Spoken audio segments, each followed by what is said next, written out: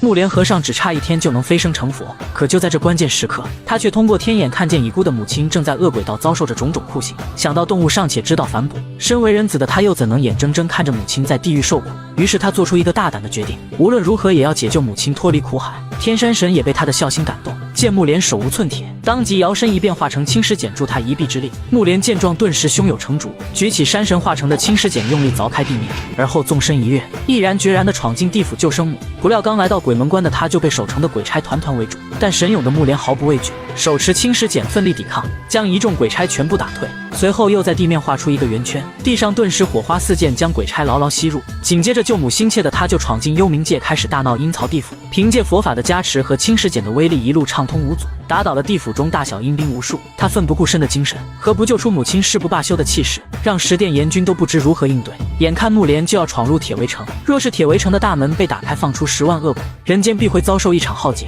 无奈之下，地府阎君只能找来地藏菩萨相助。地藏菩萨自然不会任由一个凡人在此胡闹。就在木莲准备砸开铁围城大门的时候，及时赶到制止了他。你们好大的胆子！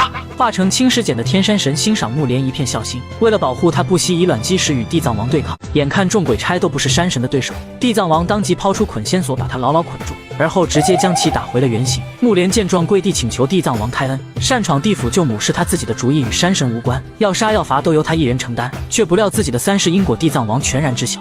您苦修70年，还差1天就成正果。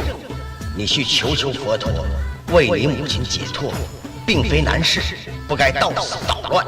可此时的木莲尚未修成正果，身为凡人的他又怎么能忍心看着母亲受罪而不管呢？他当即表示愿意代替母亲承受一切刑罚，但地藏王却告诉他，地府的刑罚是不能代替的。面对地藏王的好言相劝，木莲却一个字也听不进去。今天他是铁了心要救出母亲，说完就要强行闯进铁围城。地藏王想用捆仙索阻止他，但木莲此时修行未成，还是个凡人，捆仙索只能捆仙捆鬼，对凡人之躯根本毫无作用。随后地藏菩萨又使出招魂幡，想以此扰乱他的心神，没想到木莲的意志坚如磐石，就连招魂幡也无法撼动分毫。无奈之下，地藏王只好召唤出一朵莲花，准备将其镇压。眼看莲花越变越大，木莲只得摘下佛珠拼死抵抗，不料却被一个声音阻止了。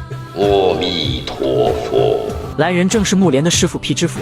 辟支佛带来了佛陀的旨意，常言道百善孝为先。佛陀感念木莲孝心一片，特意赐给他一把禅杖和盂兰钵，让他进入铁围城去见母亲，然后在7月15这天邀请10方高僧盂兰超度，这样木莲的母亲就可以轮回转世重新做人了。并且佛祖感念天山神舍命相助，道义两全，特命他跟随辟支佛返回深山继续修炼。历尽千辛万苦的木莲得到了佛陀的恩典，终于在铁围城的监牢里见到了饱受折磨的母亲。而他的母亲之所以会承受这样的恶果，皆因他生前为人刻薄，造下的口业太多，而且顿顿都要吃肉，在家中屠杀了无数生灵。如今因果循环，死后的他被打入恶鬼道，每天也要像牲口一样任人宰割，然后再被扔进油锅，最后还要囚禁铁围城中，永世不得超生。由于母亲受刑已久，现在的他又聋又瞎，根本无法开口说话。见母亲饥饿难耐，木莲立刻拿出盂兰钵中的莲花瓣给母亲充饥，谁知花瓣还没进嘴就直接变成了焦炭。眼见母亲受此折磨，木莲心痛万分，只能诚心跪地恳求佛祖开恩。随后又将剩下的花瓣喂给母亲吃，吃下花瓣的母亲终于恢复了神智，见儿子如今大有修为，流下了欣慰的泪水，同时也为自己生前所做的恶行深表忏悔。